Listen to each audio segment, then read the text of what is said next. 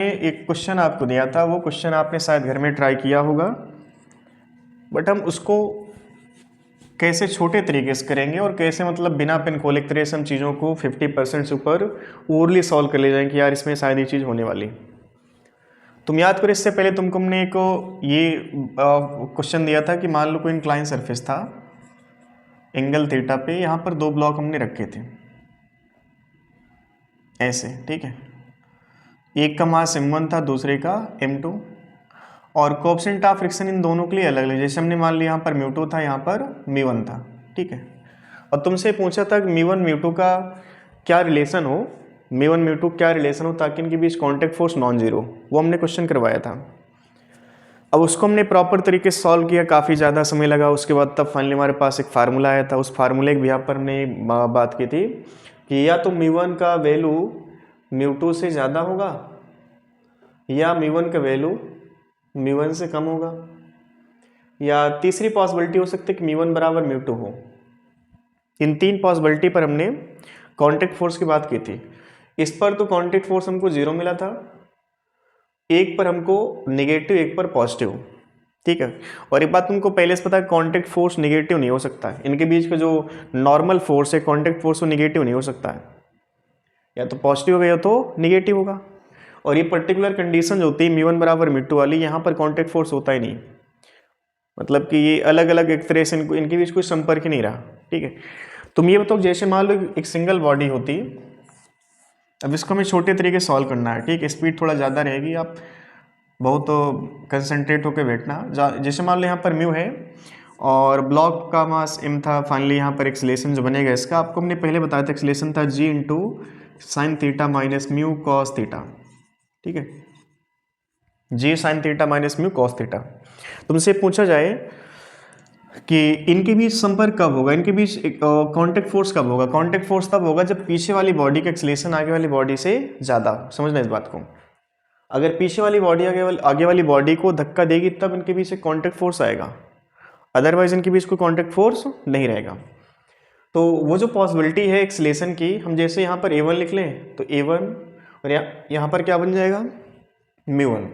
ऐसे a2 लिखते हैं तो a2 बराबर क्या बनता है g sign theta minus m2 cos theta, ठीक है। ये छोटा तरीका आपको बता रहे हम। तुम देखो यहाँ पे a1 a2 में बड़ा कौन है,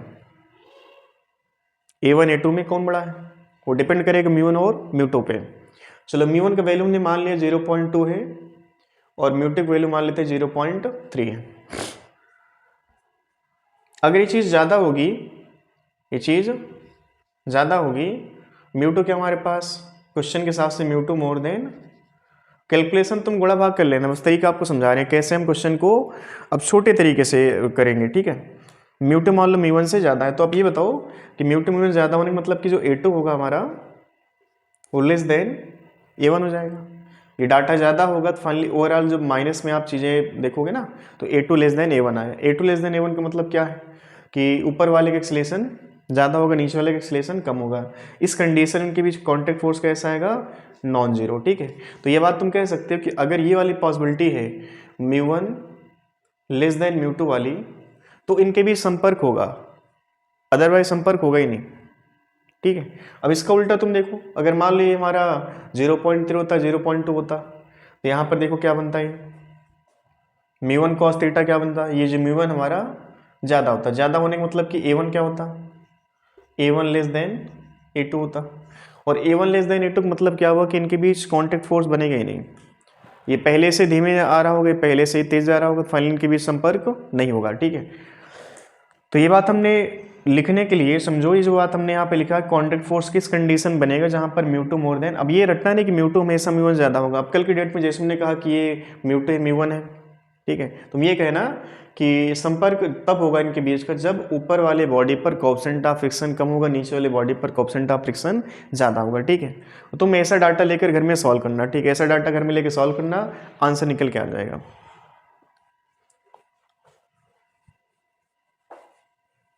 अब ये तो बात तुमको चेक करनी ही पड़ेगी, ठीक है। अब कल की डेट में जैसे आ जाए क्वेश्चन, तुम्हें कैलकुलेशन करना ही नहीं है, ओरली यहाँ पे कैलकुलेट कर लेना कि अगर ऊपर वाली बॉडी का एक्सीलरेशन कम है तो इनके बीच कोई संपर्क नहीं होगा, ठीक है। और हमने क्वेश्चन आपको ऐसा भी दिया था कि जैसे मान लो ये दो ब्लॉक हैं, इनको हमने रस्सी से बांध दिया था, ठीक है, ऐसे हमने रस्सी से बांध दिया। ये मान लो M1 बॉडी थी, ये M2 है, यहाँ पर कोएफिशिएंट ऑफ फ्रिक्शन यहाँ पर μ2, ठीक है। हमने पूछा था टेंशन किस कंडीशन में नॉन जीरो होगा, टेंशन किस कंडीशन में नॉन जीरो। अब इस केस में आप ये बताओ, अगर तुम टेंशन चाहते हो तो जो स्ट्रिंग है उसमें एक खिंचाव होना चाहिए, रस्सी ढीली नहीं होनी चाहिए। अगर टेंशन हम चाहते हैं तो रस्सी में ढीलापन नहीं आना चाहिए। तो रस्सी ढीली कब नहीं होगी, जब नीचे वाली बॉडी का एक्सीलरेशन ज़्यादा, ऊपर वाली बॉडी का एक्सीलरेशन कम।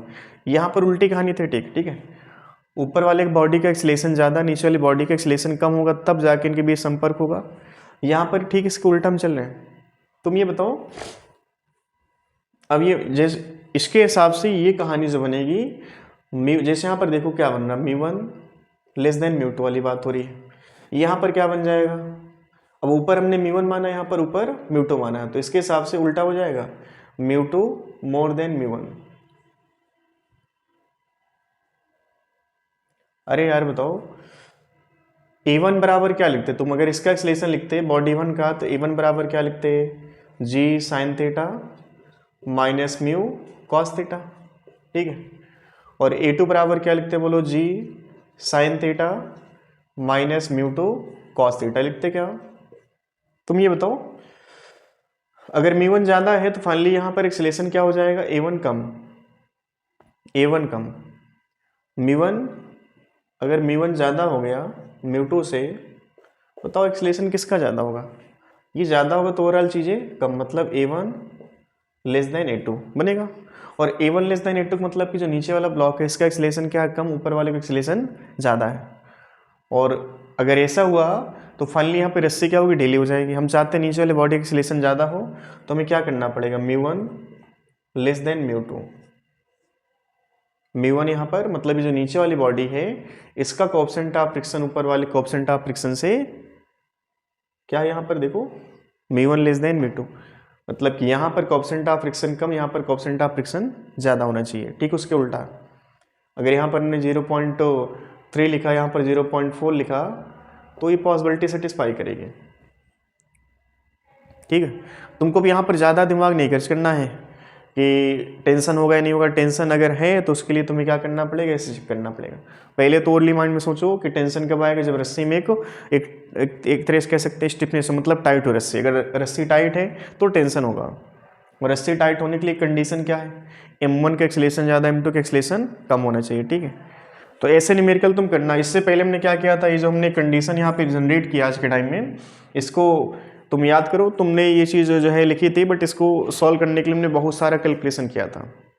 कॉन्टैक्ट फोर्स हमने फाइनली कैलकुलेट किया था, और कॉन्टैक्ट फोर्स का एक वैल्यू आया था, ठीक है। उसके हिसाब से हमने ये चेक किया था कि μ1 लेस देन μ2 होगा तब क्या होगा, μ1 मोर देन μ2 होगा तब क्या होगा, और बराबर होगा तब क्या होगा, ठीक है। तो सारी पॉसिबिलिटी हमने देखी थी। तो वो चीज़ें मतलब एक तरह से कॉन्सेप्ट थी जहाँ पे तुम्हें प्रॉपर कैलकुलेशन करना था, बट आज के टाइम में उसको सीखने के बाद तुम अगर वही मेथड अप्लाई करो, फाइनली तुम्हारा पेपर जो है कूड़ा हो जाएगा, ठीक है। अब तुम्हें चीज़ों को सीखने के बाद जो है ना, ये नहीं कि तुम्हें बार बार वही पुराना, जैसे बच्चा छोटा है ना, वो ये लिखने के लिए थोड़ा सोचता है कैसे लिखा जाए, अब वैसे नहीं करना तुमको।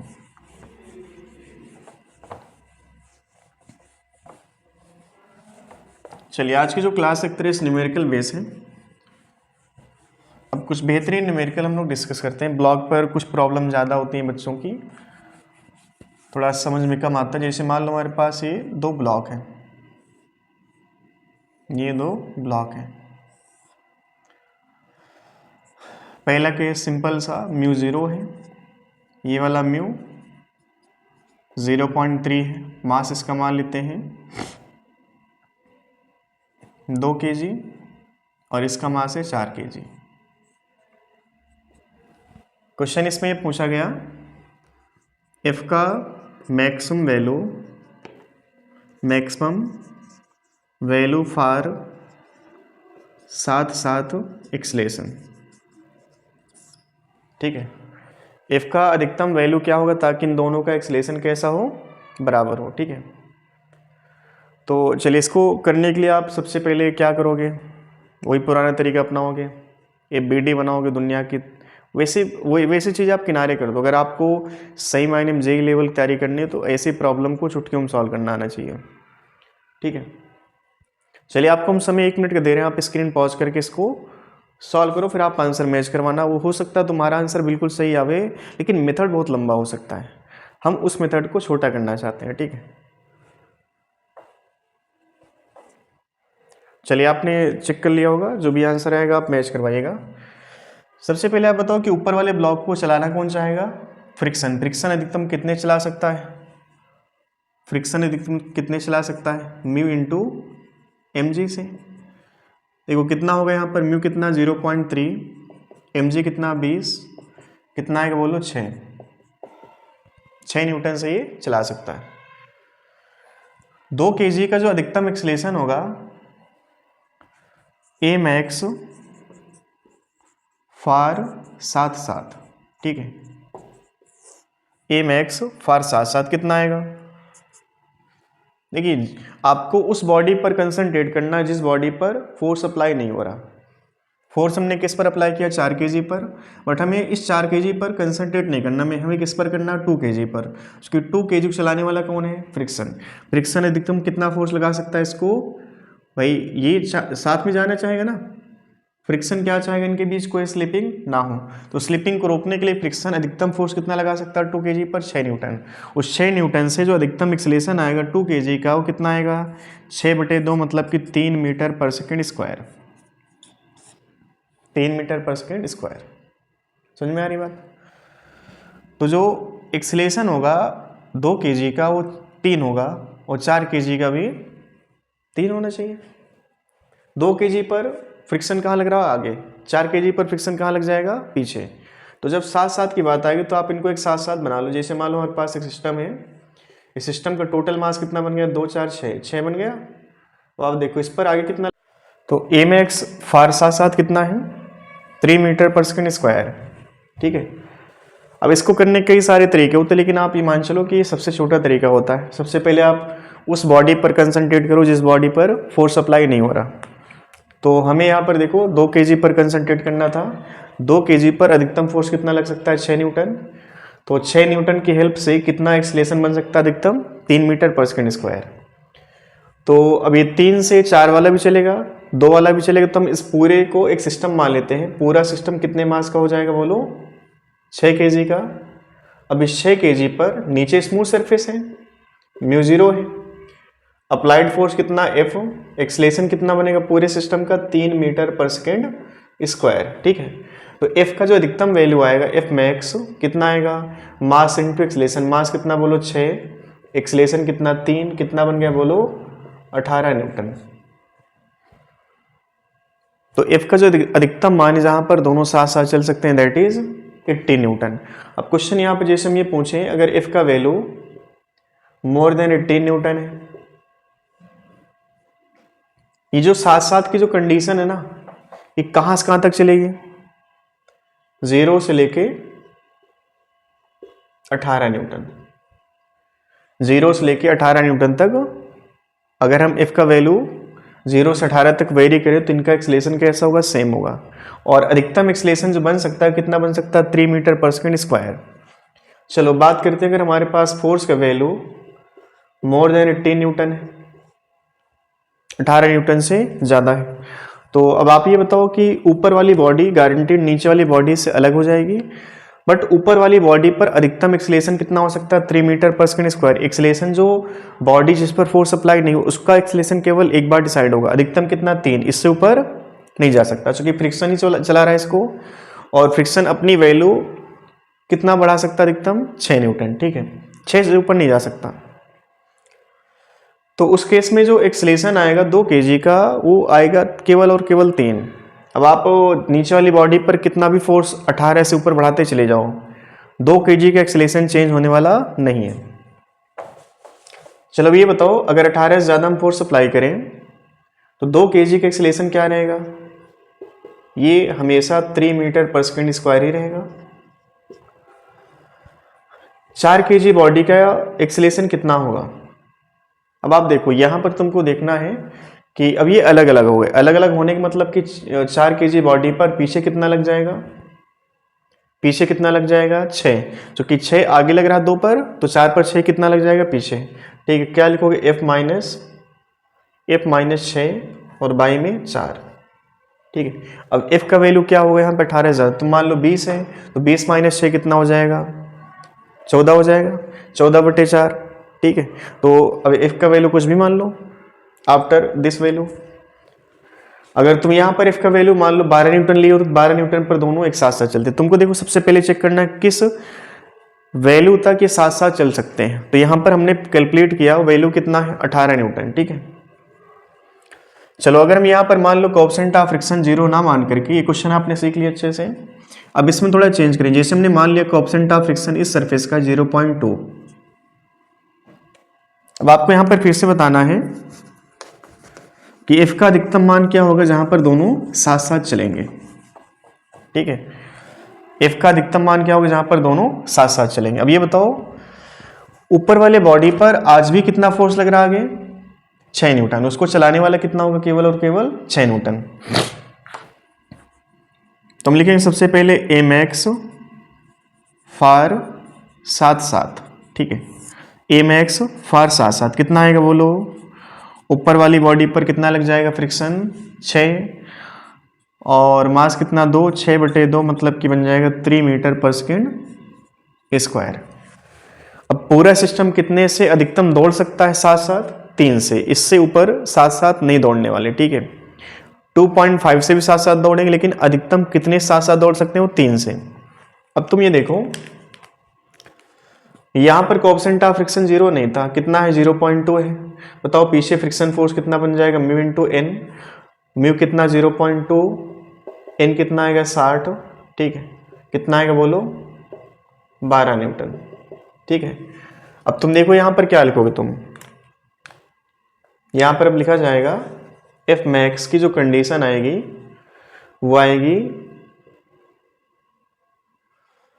क्या लिखें बोलो 3 का एक्सलेशन, आगे कितना लग रहा है एफ मैक्स -12 बराबर 6 × 3।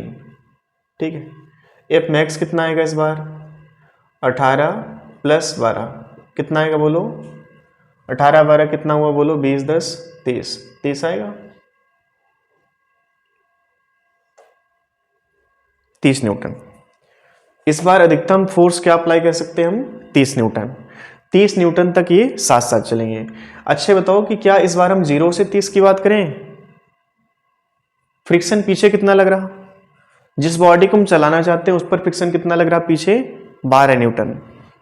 तो ये जो बॉडी है 6 kg वाली, ये हम कह सकते हैं 4 kg वाली बॉडी तब तक अपनी जगह से हिलेगी नहीं जब तक कि इस पर फोर्स 12 न्यूटन से ऊपर ना हो जाए।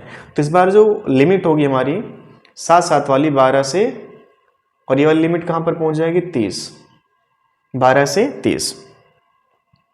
12 के पहले 6 kg बॉडी और 4 kg बॉडी क्या होगी अपनी जगह पर स्थिर रहने वाली है। ठीक है, अब जैसे मान लो हमने यहां पर फोर्स क्या किया 30 से बढ़ा करके 35 कर दिया।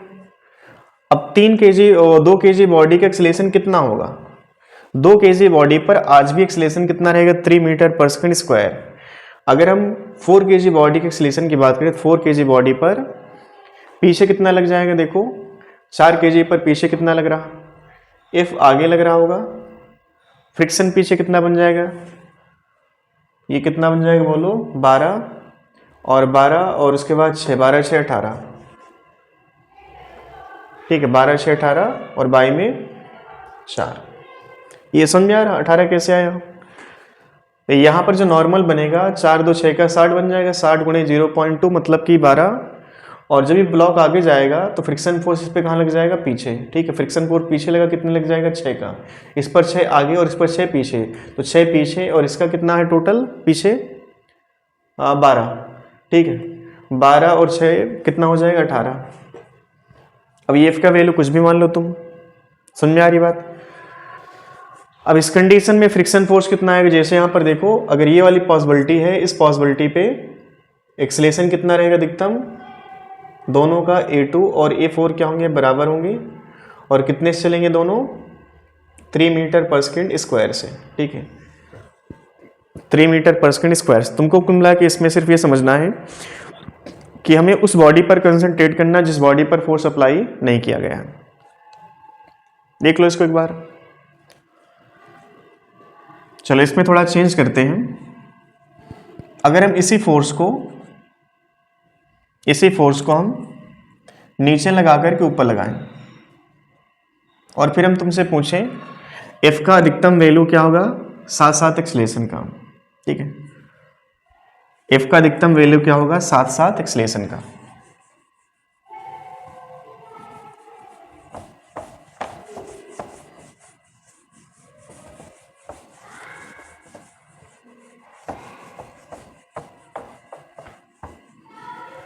चलो बताओ क्या आएगा आंसर। सबसे पहले आपको उस बॉडी पर कंसंट्रेट करना जिस बॉडी पर फ्रिक्शन है बट उस पर फोर्स हमने अप्लाई नहीं किया। बताओ 4 kg बॉडी पर आगे की तरफ फ्रिक्शन अधिकतम कितना हो सकता है। ये बॉडी आगे जाना चाहेगी तो इसको अपने साथ लेके जाना चाहिए। अधिकतम कितने साथ लेके जा सकते बोलो 6 न्यूटन से। तो सबसे पहले हम देखो, चलो इसको हम फ्री बॉडी डायग्राम के थ्रू समझते हैं। बहुत सारे बच्चे थोड़ा सा कमजोर होंगे। सबसे पहले 2 kg बॉडी का देखो, 2 kg बॉडी पर पीछे फ्रिक्शन कितना लग जाएगा 6 का लगेगा, क्योंकि डाटा हमने आज भी रखा है 6 न्यूटन, ठीक है। 4 kg बॉडी पर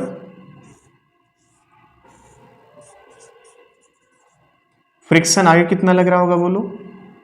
फ्रिक्शन कितना आगे लग रहा होगा 6 और पीछे कितना लग रहा होगा 12, ठीक है। क्या बॉडी चल पाएगी? बॉडी नहीं चलने वाली, क्योंकि इस बॉडी को 4 kg बॉडी को अधिकतम कितने से आगे ले जा सकता है फ्रिक्शन 6 न्यूटन से, इससे ऊपर नहीं लेके जा पाएगा। और इस 4 kg बॉडी पर पीछे फ्रिक्शन कितना लग रहा है 12 न्यूटन। तो कुल मिला के इस केस में 4 kg बॉडी पर कोई एक्सीलरेशन नहीं होगा। तुम F का वैल्यू कितना भी कम ज़्यादा करो, इस 4 kg बॉडी पर कोई मूवमेंट नहीं होगा। इसको हम थोड़ा चेंज करें। चेंज हम ऐसे करें, जैसे मान लो यहाँ पर हमने कोएफिशिएंट ऑफ फ्रिक्शन 0 मान लिया। फिलहाल अभी कोएफिशिएंट ऑफ फ्रिक्शन कितना है 0। तो ये चीज़ तो गायब हो जाएगी, केवल ये बचेगी 4 kg ब्लॉक का जो अधिकतम एक्सीलरेशन हो सकता है ड्यू टू फ्रिक्शन कितना बन जाएगा बोलो 6 है और ये 4 है, कितना बन जाएगा बोलो 6/4। मतलब कि जो एक्सीलरेशन आएगा A4 का अधिकतम एक्सीलरेशन साथ साथ वाला वो 6/4 का आएगा। कितना आएगा बोलो 1.5, ठीक है, 1.5 मीटर पर सेकेंड स्क्वायर। अधिकतम जो एक्सीलरेशन बन सकता है साथ साथ वाला कितना बन सकता है 1.5 मीटर पर सेकेंड स्क्वायर। तो अब तुम एक काम करो, इस पूरे सिस्टम को, इस पूरे फिगर में एक काम करो कि आपने जो है पूरा सिस्टम मान लो, ठीक है। कितने का मान लेते हैं, कितने का मान ले, देखो 6 का। फोर्स कितना अप्लाई किया हमने F, और A मैक्स कितना साथ साथ बोलो 1.5 मीटर पर सेकेंड स्क्वायर। क्या कुछ और लग रहा होगा बोलो।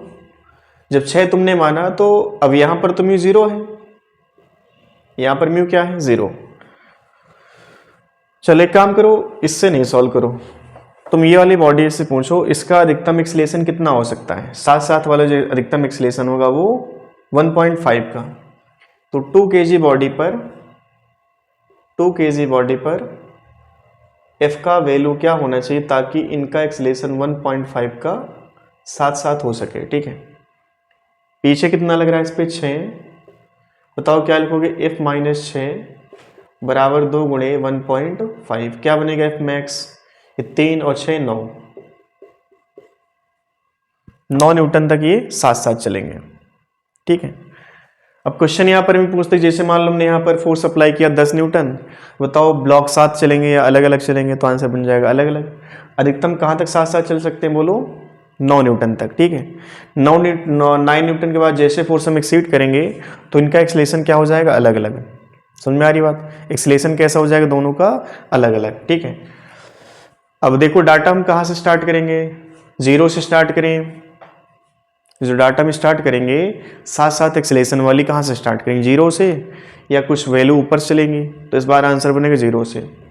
F का वैल्यू 0 से लेकर के 9 न्यूटन तक कैसा रहेगा एक्सीलरेशन, 2 kg का और 4 kg का एक्सीलरेशन क्या होगा बराबर, और फाइनली अधिकतम कितना रह सकता है, वो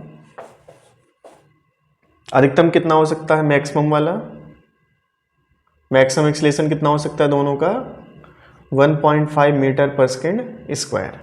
ठीक है, अब डाटा तुम कम करोगे 9 न्यूटन से तो फाइनली यहाँ पर एक्सीलरेशन जो है 1.5 से थोड़ा कम आएगा, बट वो साथ साथ वाला एक्सीलरेशन रहेगा।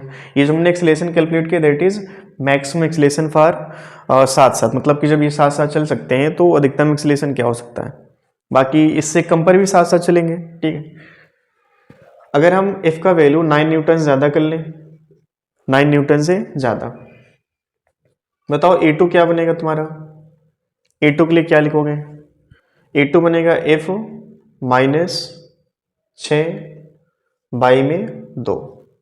A4 क्या बनेगा, A4 अधिकतम कितना रहने वाला, 1.5 मीटर पर सेकेंड स्क्वायर, इसमें कोई चेंज नहीं आनी।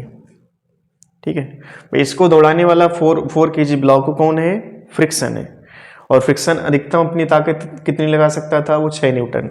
अब 6 न्यूटन ज़्यादा ये फोर्स नहीं हो सकता है, तो एक्सीलरेशन जो बन सकता है 4 kg का, वो अधिकतम कितना बन सकता है, 1.5। तुम ऊपर वाले के साथ कुछ भी चेंज करो, ऊपर वाले का एक्सीलरेशन बराबर हो सकता है, कम ज़्यादा बराबर हो सकता है, ज़्यादा हो सकता है। ठीक है, बट इसका एक्सीलरेशन एक बार डिसाइड होगा, उसके बाद फिर ये उसी एक्सीलरेशन से आगे बढ़ता चला जाएगा। ठीक है, एक बार इसको देख लो आप।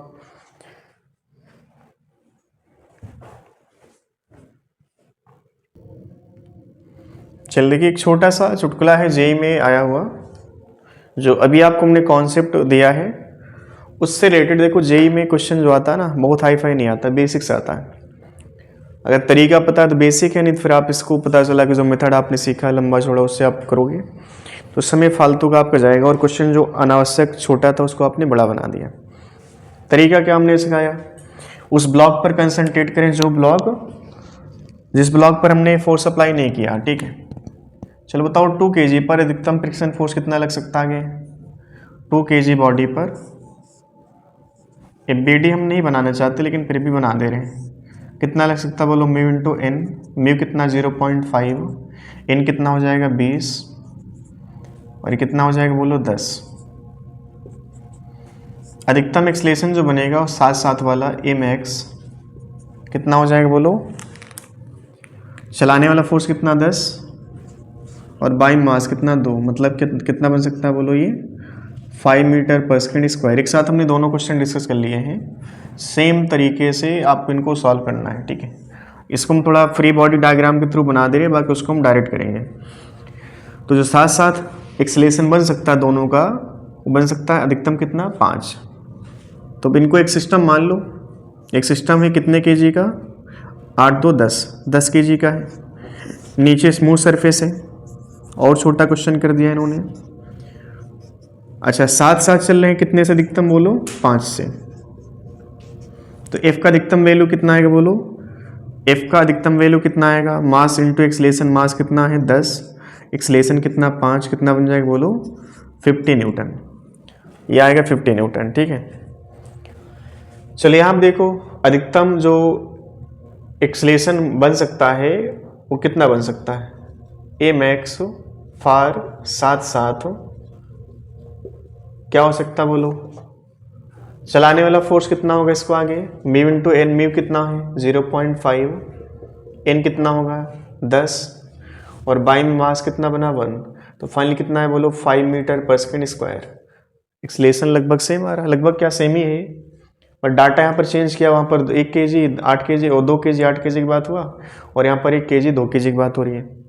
बताओ, अब इनको पूरा सिस्टम मान लो, ओरली क्वेश्चन कर लो तुम, 5 है, पूरा सिस्टम कितने का हो गया बोलो 3 का, 3 kg का पूरा सिस्टम है ये, और अप्लाइड फोर्स कितना है F, चलने वाला साथ साथ एक्सीलरेशन कितना अधिकतम बोलो 3 और सॉरी 5, तो F का अधिकतम वैल्यू कितना है बोलो, F मैक्स बोलो 5 गुणे 3 15। ये कुछ चुटकुला था ये। अब जेई में क्वेश्चन आया हुआ है, आप इनको एक बार देखना, जेई में क्वेश्चन आए हुए हैं, 2022 में वो क्वेश्चन था, 2021 में क्वेश्चन है। ठीक है, ऐसे क्वेश्चन पूछते रहते हैं।